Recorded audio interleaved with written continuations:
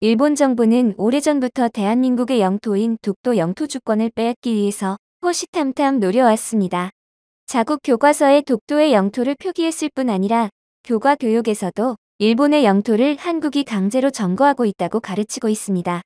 그뿐만 아니라 다른 여러 국가에도 동해의 일본의 표기와 독도가 일본 영토라는 주장을 끊임없이 하면서 자료를 배포하고 있는 상황입니다.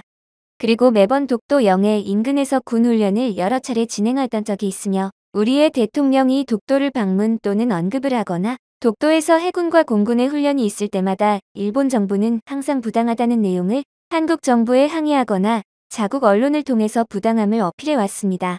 지난 5월 12일 윤석열 대통령의 취임식에서 대한민국의 전투기가 독도 상공을 비행하는 퍼포먼스를 하였는데요.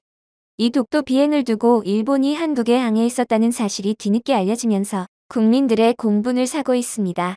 당시 일본은 윤석열 대통령의 취임식 당시 오시마사 외상이 기시다 후미오 총리의 취임 축하 친서를 들고 사절단으로 한국에 방한하였습니다.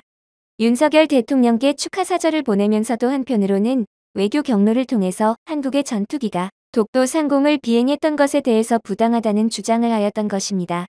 대한민국 외교부 당국자는 이와 관련하여 독도는 역사적, 지리적, 국제법적으로 명백한 우리 대한민국의 고유 영토이며 우리 영토 주권에 대한 일본 측의 부당한 주장에 대해서 그 어떤 것도 받아들일 수 없다. 그리고 독도에 대한 일본의 모든 도발에 대해서도 지금처럼 단호하게 대응해 나갈 것이라고 밝혔습니다.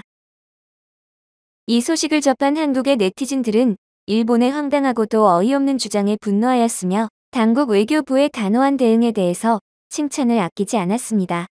저것들도 발광하네. 외교부의 단호한 대응이 좋네요. 앞으로도 계속 고생해주세요. 일본 놈들은 좋아할래야 좋아할 수가 없어. 제발 독도를 가만히 놔둬. 일본 군함이 독도 영해 조금만 침범해도 바로 미사일 쏴서 격침시켜버려야 한다. 매년 의무적으로 대통령 및 국회의원의 독도 방문과 군 훈련을 해야 한다고 본다. 정작 일본인들은 독도가 어디 있는지 모르는 사람들이 대부분이다. 하지만 한국 사람이라면 모를 수가 없지. 나는 일본이 전 세계에 펼치는 많은 조작들이 실제로 효과를 보고 있다는 점이 안타까워. 실제로 여러 국가에서는 일본어로 표기된 지도를 사용하고 있지. 라는 등의 반응을 보였습니다.